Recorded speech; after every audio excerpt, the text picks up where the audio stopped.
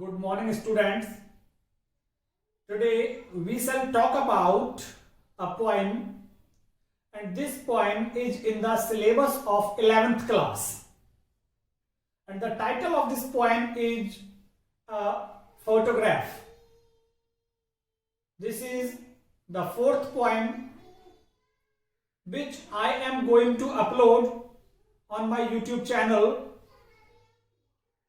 First, earlier I have uploaded The Voice of Rain and Childhood, and last third poem which I uploaded for 11th class, it was Father to Son. This is the fourth poem in the syllabus of 11th, a photograph. The poet of this poem is Shirley Tolson. Shirley Tolson, she composed this poem, a female poet. She composed this poem, and this poem, it describes what was the real condition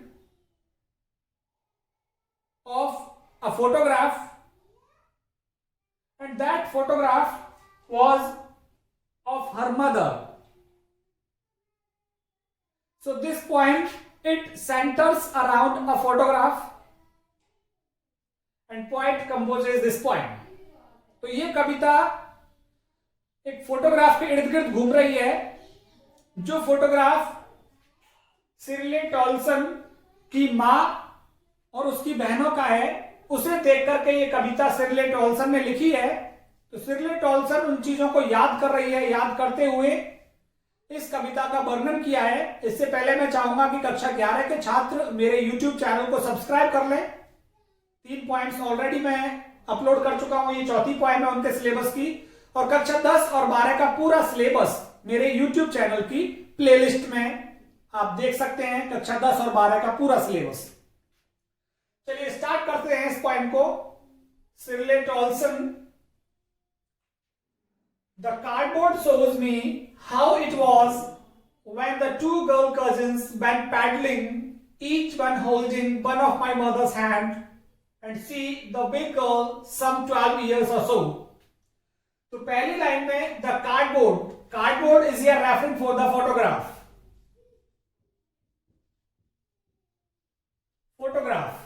The cardboard shows me, photograph मुझे दिखाता है, how it was, कि उस समय क्या स्थिति थी, उस समय किस उम्र में थी, उस समय जो उस चित्र में दिखने वाले हैं वो कैसे थे, क्या उम्र के रहे होंगे। तो फोटोग्राफ वर्णन करता है कवियत्री के लिए उस सारे चित्र का जो उसमें दिख रहा है। तो कवियत्री she imagines the age of her mother after watching the photograph. Photograph को देखने के बाद कवियत्री जो है एक कल्पना बनाती है और सोचती है। देखिए, the cardboard shows me how it was when the two girl cousins went paddling. जब दो cousins went paddling means walk in the shallow water.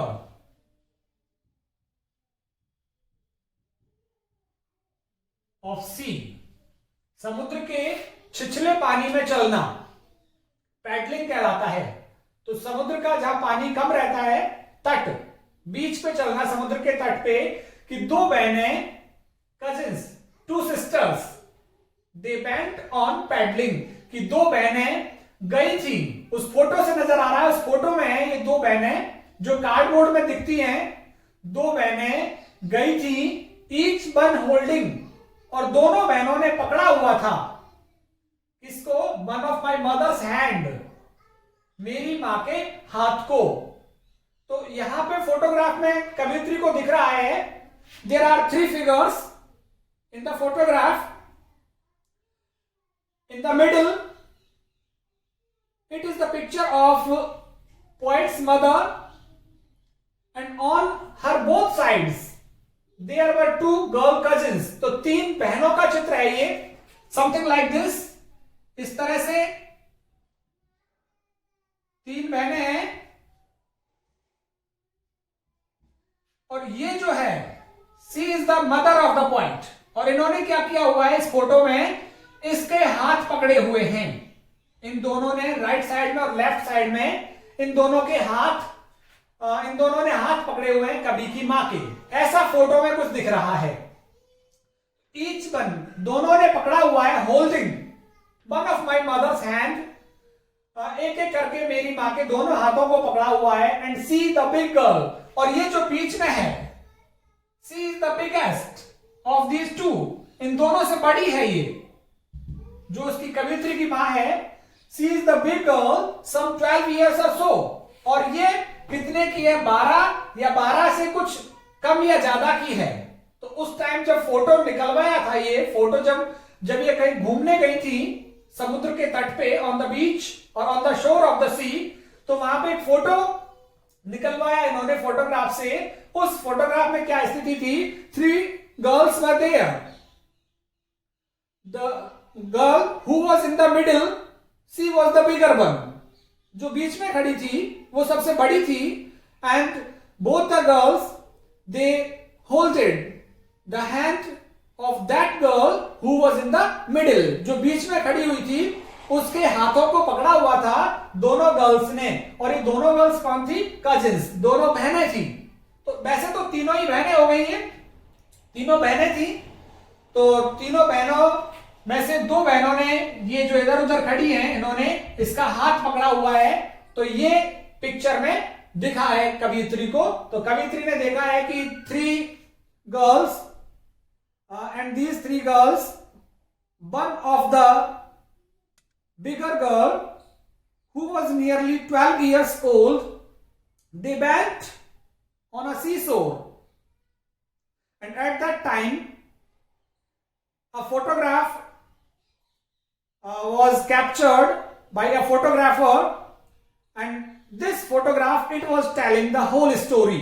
तो जो फोटोग्राफर ने वहां तस्वीर ली थी, वही तस्वीर इस पूरी कहानी को बयां कर रही है. तो पहली 4 लाइनों में आपने देखा, the cardboard shows me how it was when the 2 girl cousin went paddling, की जब 2 बहनें पैडलिंग के लिए गई थी, पानी में घूमने के लिए गई थी समुद्र के तट पे. ईच वन होल्डिंग, दोनों बहनों ने पकड़ा हुआ था, one of my mother's hand, मेरी मां के एक एक हाथ को पकड़ा हुआ था दोनों गर्ल्स ने. And see the big girl, और जो मेरी मां थी वो सबसे बड़ी थी, सम 12 years or so, 12 साल की या कुछ उससे ऊपर या ज्यादा थी. ऑल 3 stood still, तीनों ही फोटोग्राफ में खड़ी हुई थी. To smile through their hair, and all these 3, ये तीनों ही शांत खड़ी हुई थी, स्टिल बिल्कुल शांत खड़ी हुई थी. टू स्माइल, और ये मुस्कुरा रही थी. थ्रू देयर हेयर, अपने बालों में से बाल फैले हुए थे उनके, उन फैले हुए बालों में से मुस्कुरा रही थी. फैले हुए कैसे हो सकते हैं, कि हो सकता है एक हवा का झोंका आया हो, a gust of wind, it came and scattered their hairs on their faces. तो हवा का एक झोंका आया हो, उससे उनके जो बाल हैं उनके चेहरे पर आ गए हो. तो इस तरह से बालों में होकर के मुस्कुराते हुए फोटो खिंचाए वहां पे, जो बाल चेहरे पर आए हुए हैं, और there is smile on their faces, उनके चेहरे पर मुस्कान है. All 3 stood still to smile through their hair at the uncle with the camera. और किसकी तरफ मुस्कुरा रही थी वो तीनों फोटोग्राफ में, उस अंकल की तरफ. Uncle is here referring for the photographer, जो फोटोग्राफर था, फोटो खींचने वाला, जिसने कैमरा लिए हुए था, जो उनकी तस्वीर को कैप्चर कर रहा था, उसकी तरफ वो मुस्कुरा रही थी. तो यहां पे देखिए रिपीटेशन, से एस की रिपीटेशन है. यहां पे जब एस एक ही जैसे साउंड की रिपीटेशन होती है किसी लाइन में, उसे बोला जाता है अलिट्रेशन. अलिट्रेशन मीन्स अनुप्रास, अलंकार. और अनुप्रास का मतलब क्या है,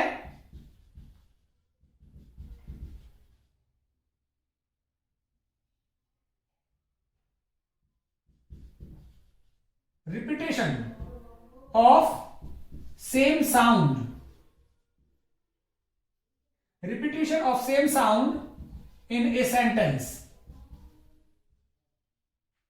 तो एक सेंटेंस में रिपीटेशन होता है, पुनरावृत्ति होती है एक जैसी ध्वनि की। तो यहां पे स्टूड स्टिल स्माइल, तो यहां पे एस एस की पुनरावृत्ति है, तो यहां पे कौन सा अलंकार आया हुआ है? अनुप्रास अलंकार।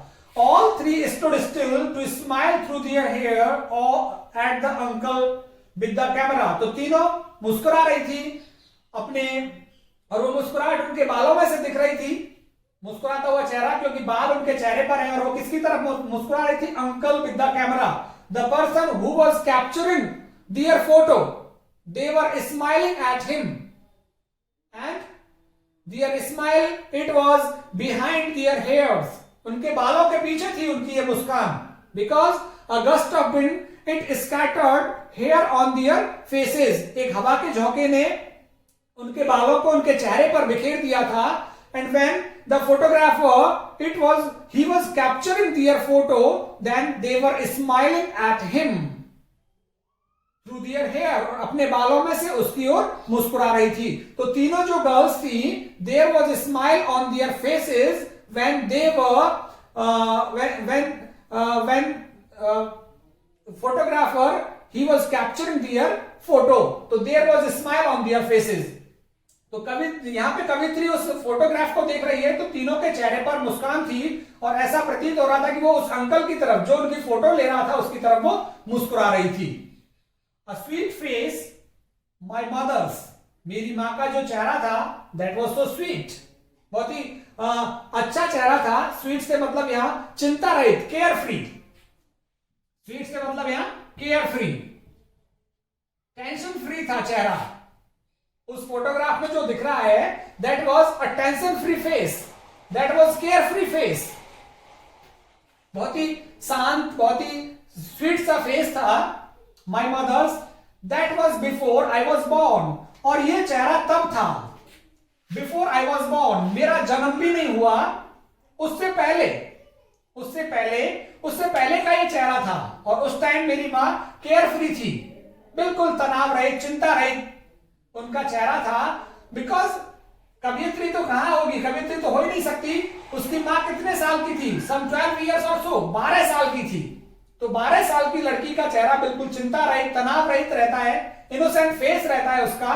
तो कह रही उस टाइम जो फोटोग्राफ में था, a sweet face my mother's, मेरी मां का बिल्कुल चिंता रहित चेहरा था। That was before I was born, और ये तब था कि मेरे जन्म से पहले। तो when poet's mother, she was nearly 12 years old, her face it was carefree, there was no tension on her face when she was 12 years old, and it happens, 12 साल के बच्चे के चेहरे पर कोई तनाव नहीं होता, कोई चिंता नहीं होती है। and the sea, और वो समुद्र, वो ocean which appears to have changed less, जिसमें दिखाई पड़ता है चेंज, बदलाव, लेस, बहुत ही कम, कि वो समुद्र जहां वो घूमने गई थी, उस समुद्र में किसी तरह का बदलाव नहीं था। लेस मींस बिल्कुल भी नहीं था बदलाव। और मेरी मां का चेहरा जो 12 साल का था, एट दैट टाइम वो चेहरा जो था वो केयर फ्री था, लेकिन बाद में उसकी मां का चेहरा बदल गया। 12 साल की उम्र में उसकी मां का चेहरा बिल्कुल ग्लो करता था, एनर्जी थी मां के चेहरे में, लेकिन बाद में उसकी मां के चेहरे पर झुर्रियां आ गई, वो उम्र की हो गई, तो उसका चेहरा बदल गया था। And the sea which appears to have changed less, और समुद्र जिसमें कोई बदलाव ही नहीं आया था, वॉस्ट, उसने धो दिया था। Their terribly transient feet, transient क्या होता है? टेम्पररी, अस्थाई। तो जो अस्थाई उनके पदचिन्ह बने थे, डियर फीट, वहां तट पे, और टेरिबल मींस भयानक रूप से अस्थाई। तो मनुष्य क्या है? अस्थाई है, मॉर्टल है। मैन कैसा है? मॉर्टल है। और मनुष्य के नश्वर शरीर में बदलाव लगातार होते रहते हैं।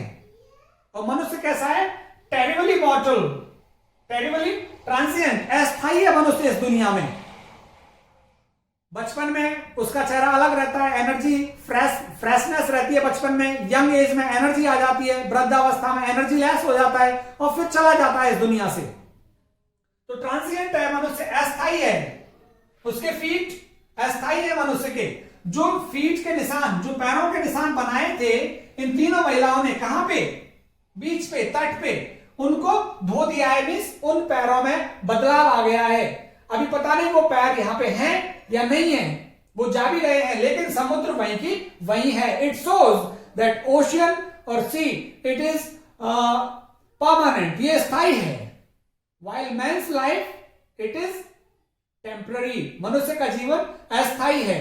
तो समुद्र कितने ही वर्षों से अपनी जगह पे रहता है, लेकिन मनुष्य कुछ समय गुजारता है और फिर चला जाता है। उसके, क्योंकि मनुष्य के पैर कैसे हैं? अस्थायी हैं।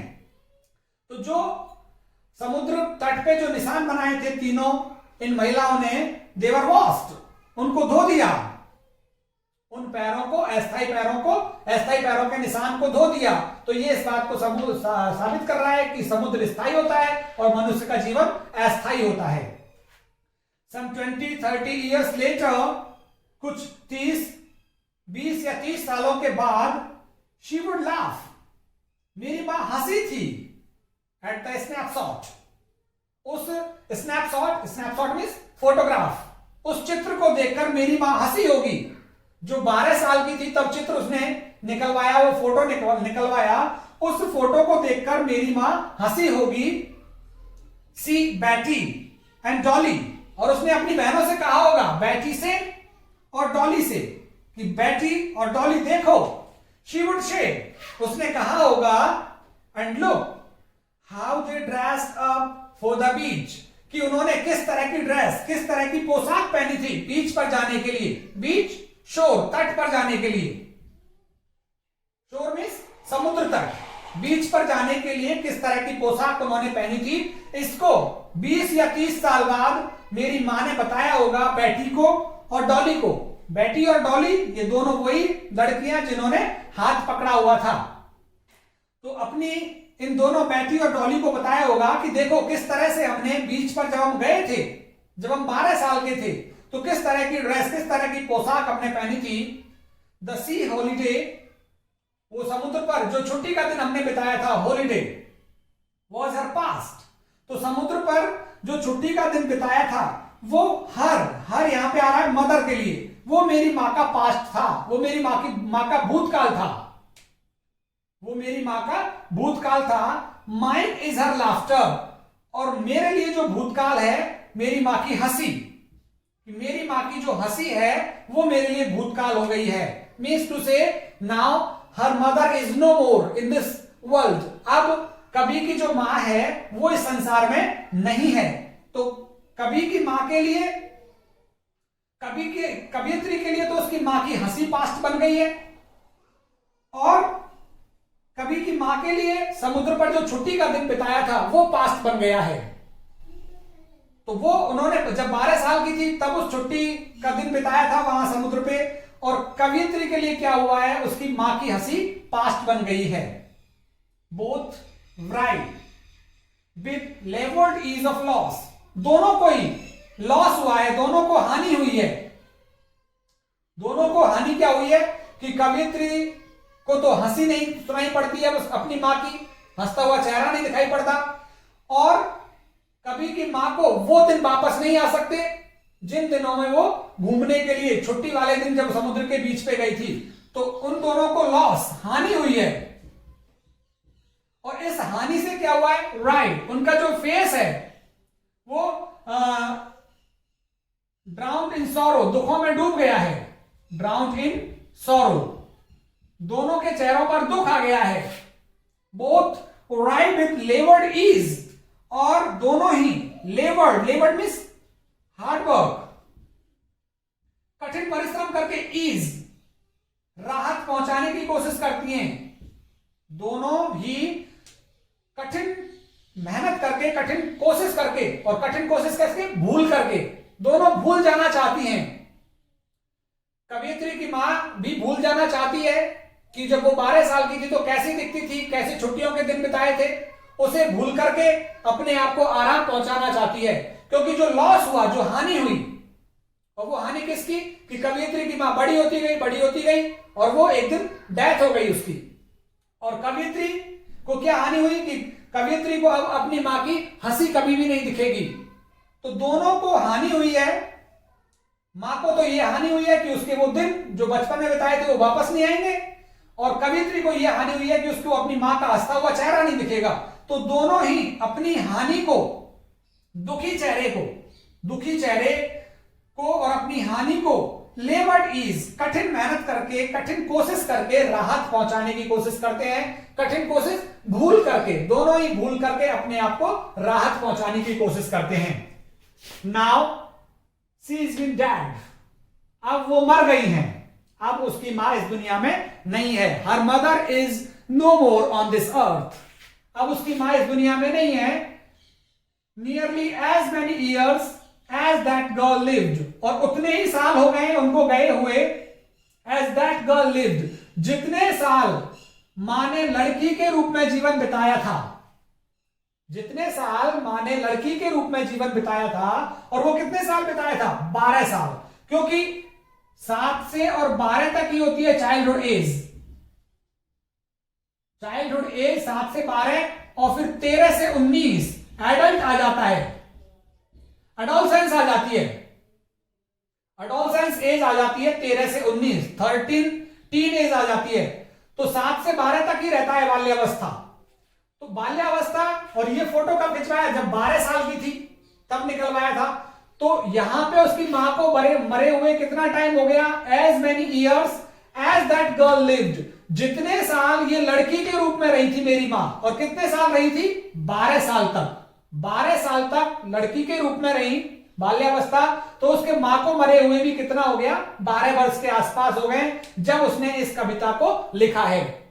After the death of her mother शिरले टॉल्सन रोट दिस पोएम, और लगभग डेथ के 12 साल बाद, उनकी डेथ के 12 साल बाद इस कविता को लिखा।